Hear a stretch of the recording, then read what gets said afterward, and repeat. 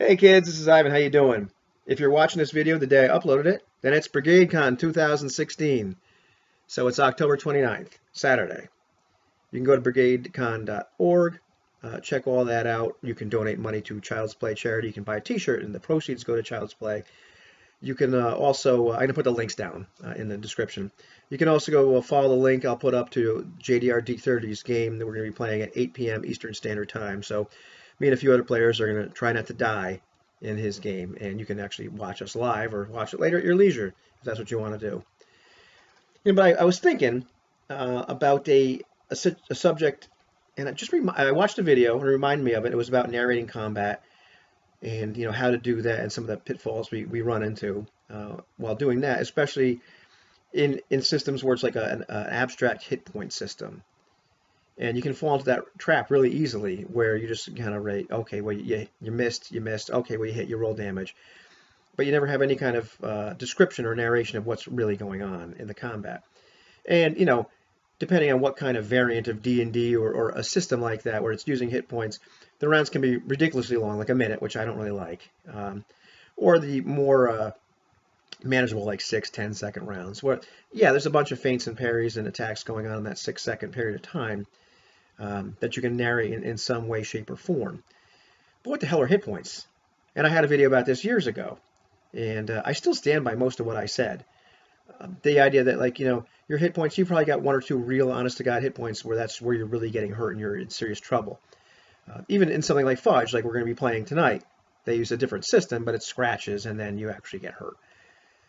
All the other hit points you have, whether you're first level or 10th level, to me, it's how you envision them. It really isn't that important, but they could be minor scratches. They could be your mojo. They could be your luck.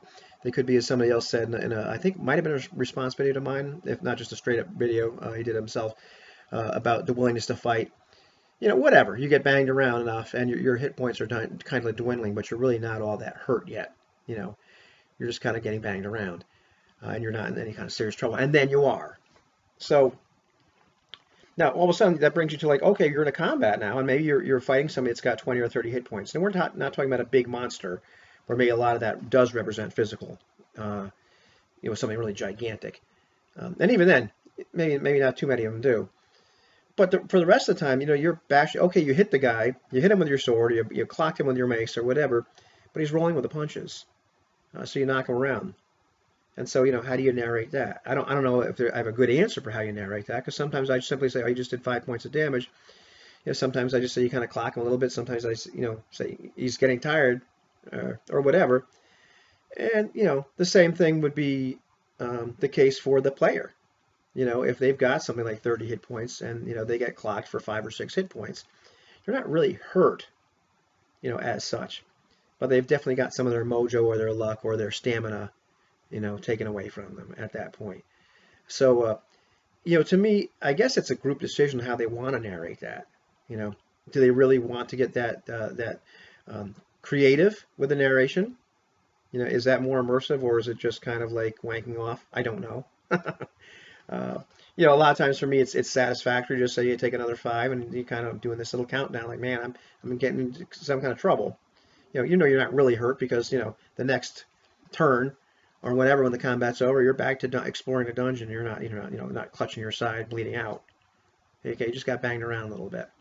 Other groups might, want a more detailed narration. And I guess there's a certain level of creativity you have to figure out, like, where you're comfortable with, what you want.